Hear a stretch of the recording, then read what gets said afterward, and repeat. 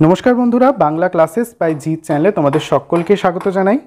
आज के এই ভিডিওটিতে আমরা যে বইটা রিভিউ করতে চলেছি সেটা হচ্ছে ক্লাস 11 এর দ্বিতীয় সেমিস্টারের রায়ান মার্টিন থেকে প্রকাশিত বাংলা সহায়িকা সাহিত্য বিচিত্রা বইটি। তোমরা দেখতে পাচ্ছ তোমাদের সামনে রয়েছে রায়ান মার্টিনের এই দ্বিতীয় সেমিস্টারের বইটি, যার গঠন আকৃতি কিছুটা এরকম এবং পিছনের পেজে তোমাদের বইটির জন্য বৈশিষ্ট্য কিছু লেখা রয়েছে, যেখানে বলা রয়েছে যে সংসদ প্রবর্তিত নতুন পাঠ্যক্রম দ্বারা এটি রচিত, সংসদ নির্দেশিত নতুন পরিকাঠামো অনুযায়ী বা প্রশ্ন কাঠামো অনুযায়ী উদ্ধৃতিমূলক, বিশ্লেষাত্মক এবং রচনাধর্মী প্রশ্ন উত্তরের সমাহার রয়েছে, উত্তরগুলি পয়েন্ট করে বোঝানো রয়েছে এবং আরও অন্যান্য বৈশিষ্ট্য কিন্তু তোমরা এখানে পড়ে ফেলতে পারছো। বইটিকে বলা হচ্ছে হাই ফ্লায়ার এডিশন এবং পরীক্ষার প্রস্তুতির জন্য রয়েছে এক নজরে অধ্যায় সংক্ষেপ। বইটির ভিতরের দিকে আউটলুকে যদি আমরা এগোই তাহলে আমরা দেখতে পাবো যে বইটির প্রথমে খুললে আমরা এখানে রায়ান মার্টিন থেকে প্রকাশিত যে টেক্সট বই সিরিজগুলো রয়েছে সেটা সম্পূর্ণ এখানে তালিকা দেওয়া রয়েছে এবং বইটির প্রথম পৃষ্ঠাটা কিছুটা এরকম, যেটা বলা হচ্ছে highlighter edition including HS model question, অর্থাৎ 2024 শিক্ষাবর্ষে দ্বিতীয় সেমিস্টারের জন্য যে বাংলার নতুন মডেল প্রশ্নপত্র প্রকাশ করা হয়েছে সেটাও কিন্তু এখানে দেওয়া রয়েছে। এরপরে বইটা খুললে আমরা দেখতে পাবো বইটির মূল্য লেখা রয়েছে 300 টাকা। এটার উপর তোমরা কলেজ স্ট্রিট থেকে গেলে 40 থেকে 45% ডিসকাউন্ট এবং অন্যান্য বইয়ের দোকান থেকে কিনলেও কিন্তু তোমরা যথেষ্ট ভালো পরিমাণে ডিসকাউন্ট পাবে। এছাড়াও যদি কেউ বইটা অনলাইনে পারচেস করতে চায় তাহলে কিন্তু অনলাইনের লিঙ্কও আমি ভিডিও ডেসক্রিপশনে দিয়ে রাখবো, তোমরা দেখে নিও। এরপরে পাতায় রয়েছে বইটা যারা লিখতে সহায়তা করেছে তাদের একটা পূর্ণাঙ্গ সূচি এবং তারপরেই রয়েছে একাদশ শ্রেণী বাংলা পাঠ্যসূচি সেমিস্টার 2 এবং তোমাদের যে নম্বর বিভাজন বা প্রশ্ন কাঠামো রয়েছে, কোন অধ্যায় থেকে কত নম্বরের প্রশ্ন আসবে সেটাও কিন্তু এখানে করে দেওয়া রয়েছে। এরপরে চলে যাব মূল আলোচনার দিকে। সূচিপত্র অর্থাৎ কোন পেজে কোন পৃষ্ঠার মধ্যে কোন অধ্যায়টা রয়েছে সেটা এখানে বলে দেওয়া রয়েছে। এরপরে দেখো বইয়ের মূল আলোচনা অর্থাৎ ছুটি, যে তোমাদের প্রথম গল্পটি রয়েছে রবীন্দ্রনাথ ঠাকুরের লেখা, সেটা কিভাবে সাজানো রয়েছে। দেখো প্রথমে রয়েছে অধ্যায় এক নজরে বলে একটি অংশ, যেহেতু হাইলাইটার এডিশন বলছে তাই পুরো গল্পটার মধ্যে কোন টপিকগুলো তোমাদের সর্বাধিকভাবে গুরুত্ব সহকারে পড়তে হবে সেটা এখানে লিখে দেওয়া রয়েছে। এরপর বইটিতে দেখতে পাবো আমরা রয়েছে লেখক পরিচিতি, উৎস, প্রেক্ষাপট, এরপরে রয়েছে ঘটনাক্রম অনুযায়ী বিশ্লেষণ, অর্থাৎ প্রত্যেকটা লাইন থেকে তোমাদের কোন কোন ভালো ডেপথের মিনিং পড়তে হবে, গভীরের অর্থগুলো পড়তে হবে সেটা কিন্তু এখানে জানিয়ে দেওয়া রয়েছে। তারপর রয়েছে বিষয় সংক্ষেপ, নামকরণের সার্থকতা এবং তাৎপর্যমূলক বিশ্লেষণ, শব্দার্থ রয়েছে, প্রচুর শব্দার্থ তোমরা এখানে দেখতে পাচ্ছ।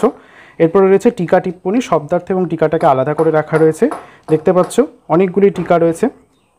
এরপর রয়েছে প্রশ্ন উত্তর অংশ, অর্থাৎ তোমাদের যে 5 নম্বরের বড় প্রশ্ন দ্বিতীয় সেমিস্টারের জন্য লিখতে হবে সেটা কিন্তু এই বইটা যথেষ্ট ভালোভাবে লিখে দেওয়া রয়েছে, অনেক বেশি আকারেই লিখে দেওয়া রয়েছে আমার বলে মনে হয়েছে। কারণ দেখো প্রথম সেমিস্টারে আমরা তো এমসিকিউ প্যাটার্নে পরীক্ষা দিয়েছি, বড় প্রশ্ন তো দ্বিতীয় সেমিস্টারে লিখতে হবে, তাই সেই অনুযায়ী তোমাদের যে প্রশ্নগুলো পড়তে হবে সেটার কিন্তু বিপুল সম্ভার এই বইটির মধ্যে রয়েছে। দেখো প্রথম অধ্যায় অর্থাৎ ছুটি থেকে সর্বমোট 47টা এখানে বড় প্রশ্ন উত্তর সহকারে করে দেওয়া রয়েছে এবং যেহেতু হাই ফ্লায়ার এডিশন রয়েছে বইটায় তার কারণে কিন্তু আরও দুটো অর্থাৎ 48 এবং 49 দাগের প্রশ্ন কিন্তু এখানে করে দেওয়া রয়েছে, অর্থাৎ একটা চ্যাপ্টার প্রথম পর্ব থেকে কিন্তু তোমরা 49টা প্রশ্ন এক বড় প্রশ্নের সেট পেয়ে যাচ্ছ। এরপর রয়েছে তেলেনাপোতা আবিষ্কার, গল্পটি কিন্তু ঠিক একইভাবে ছুটির মতো করে সাজানো রয়েছে। এভাবে আমরা একটা কবিতার দিকে এগিয়ে যাব। আমাদের প্রথম যে কবিতা রয়েছে ভাব সম্মিলন, সেই গল্পটি বা সেই কবিতাটি কীভাবে সাজানো রয়েছে দেখো। প্রথমে রয়েছে অধ্যায় এক নজরে ঠিক একইভাবে, অর্থাৎ বিদ্যাপতি কবে জন্ম, কাব্য বৈশিষ্ট্য কী, ভাব সম্মিলন বলতে কী বোঝায় এবং কবিতাটির মূল বিষয়বস্তু সংক্ষেপে অতি তোমাদের এখানে তুলে ধরা হয়েছে। এরপরে আরও বিশেষভাবে নজর পড়ছে সেটা হচ্ছে কবি পরিচিতি, উৎস কোথা থেকে নেওয়া হয়েছে, প্রেক্ষাপট কী এবং আরেকটা বিশেষ দিক, তোমরা প্রত্যেকটা কবিতার আলোচনায় কিন্তু এরকম পংক্তি অনুযায়ী বিশ্লেষণ পেয়ে যাচ্ছ, যার মানে বোঝা যাচ্ছে যে কোন পংক্তিতে কি মানে বোঝা রয়েছে, অর্থাৎ মূল পদ, পদের আক্ষরিক অর্থ এবং পদের অন্তর্নিহিত অর্থ, প্রত্যেকটা পদের আলোচনা কিন্তু ভালোভাবে পেয়ে যাচ্ছ এই বইটির মধ্যে। এরপর হচ্ছে বিষয় সংক্ষেপ, নামকরণ, শব্দার্থ, টিকা টিপ্পণী, তাৎপর্যমূলক বিশ্লেষণ এবং তারপরেই চলে আসছি আমরা রচনাধর্মী প্রশ্নের ক্ষেত্রে। দেখো তোমাদের যেহেতু মডেল সেটে বলা রয়েছে 5, 2, 3 এরকম ধরনের প্রশ্ন আসবে, তাই এখানেও কিন্তু দেখো 5 নম্বরের রচনাধর্মী প্রশ্ন করে দেওয়া রয়েছে। প্রত্যেকটা 5কে কীভাবে দেখো 2+3, কখনো কখনো আবার 3+2, আবার কখনো দেখতে পাচ্ছ এখানে গোটা 5 আকারেও কিন্তু প্রশ্নটাকে বিভাজন করা রয়েছে। প্রত্যেকটা উত্তর তোমরা দেখতে পাচ্ছ এখানে গোলাপি কালি দিয়ে পয়েন্ট করা রয়েছে এবং উত্তরগুলোর মধ্যে যে মূল টপিকগুলো তোমাদের ভালোভাবে পড়তে হবে সেগুলোকে কিন্তু আকাশি কালি দিয়ে হাইলাইট করে রেখেছে বইটির মধ্যে। এরপরে রয়েছে হাইফ্লায়ার এডিশন, এবং প্রত্যেকটা অংশ তোমরা কিন্তু জেনে রাখো বলে এরকম অনেক অংশ পাবে যেখান থেকে তোমরা ইনডেপথ ফ্যাক্ট জানতে পারবে এই বইটা সম্পর্কে।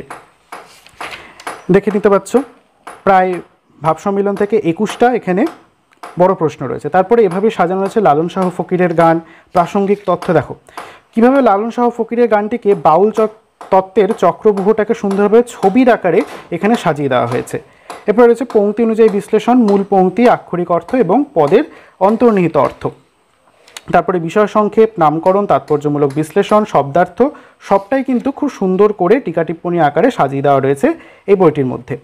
বইটির একটি আমি ত্রুটি লক্ষ্য করলাম যে মূল যে ফন্ট অর্থাৎ ছাপার অক্ষর সেটা একটু অন্যবারের তুলনায় কিন্তু ছোট করা হয়েছে, যার ফলে যারা চশমা নিয়ে পড়ছে তাদের কিন্তু একটু দেখতে অসুবিধা হতে পারে। যেমন আমরা যারা পাঠক শ্রেণী রয়েছি তাদের কাছ থেকে এই আবেদনটা আমি প্রকাশনীর কাছে রাখবো, যাতে ফন্টগুলো একটু পরের বার কিন্তু যাতে বড় করা হয়, যাতে সবার ভালোভাবে পড়তে লাগে।